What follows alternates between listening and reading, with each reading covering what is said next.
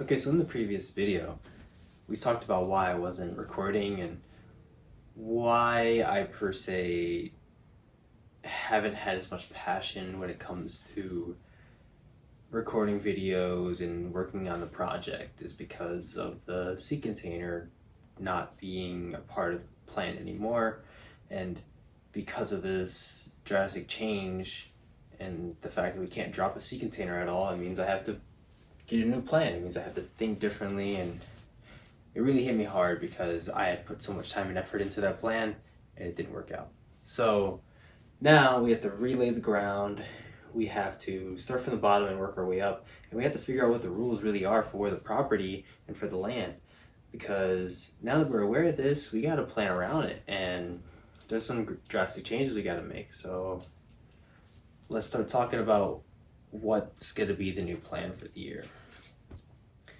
So first and foremost, I want to talk about what things I can and cannot do, because this is actually why we aren't dropping a C container anymore, is because it's one of the things I can't do, right? So with that being said, you can only have 3 auxiliary structures in each slot of property that is under 5 acres. And since all of our acreage throughout the whole property is under 5 acres, that means, or they're all in separate plots, right? So that all means that I can't exactly merge them, which sucks.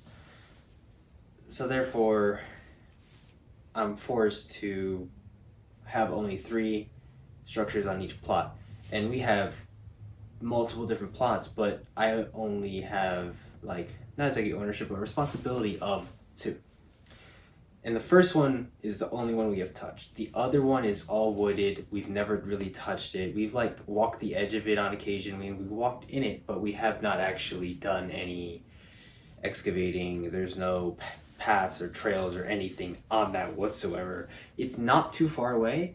It's awfully close to a tree house that we have, actually, so it's not terrible, right? And there are some down trees in a certain area near there that I'm thinking could be useful for something. But we have to be at least 10 feet off of the property lines between each plot of land.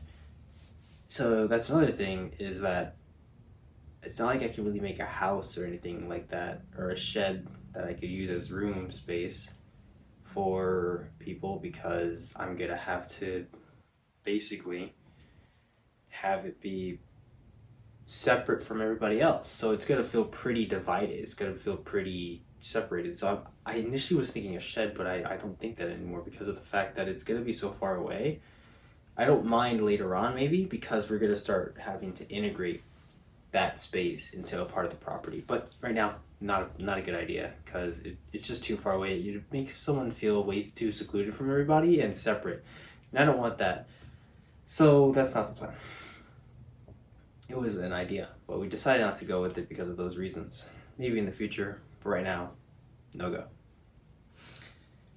And the other thing would be the shed would, anything with 4 walls has to be under 200 square feet. This is the area, not up top, right? Not up and down. So I can have it be under 20 square feet and still build up, right? Which is possible. It's just fairly small.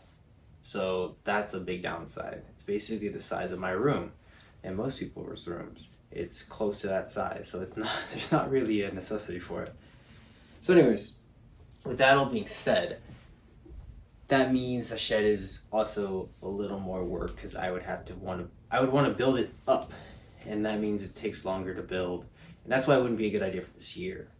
Now, some of the things I'd like to touch on are what we can do this year. And what we can do, and what we kind of have to do, is we have to find some sort of way to have people sleep and some sort of way to have storage for the winter. That's it. And to be honest with you, I can improvise with one, and I can't really improvise for the other. I can improvise with people. You can get a trailer, you can get tents, you can really improvise for a couple years, realistically. I wanted a spot where people could stay throughout spring, fall, and the summer.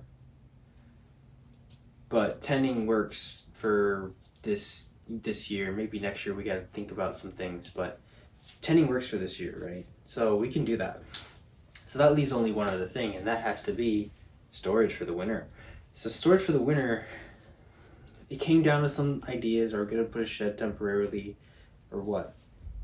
But the problem is the shed's going to be way too far away because we already have 3 auxiliary structures on our current plot. So we have to go away. And because of that, it's kind of far. So anything we put in it, we're not going to use that often. So we decided a lean-to. A lean-to is something normally you have a slanted roof and then you have 3 sides. 3 sides is not an auxiliary structure. You can add it on and normally you're okay, right? And in this case, we will be okay. We're going to be putting it on the back of the pole barn. And we're still debating measurements a little bit, and I'll get you more on that in a next video, in the following video. But that's kind of where we sit, is we decided on a lean-to because of all the regulations that I have to abide to.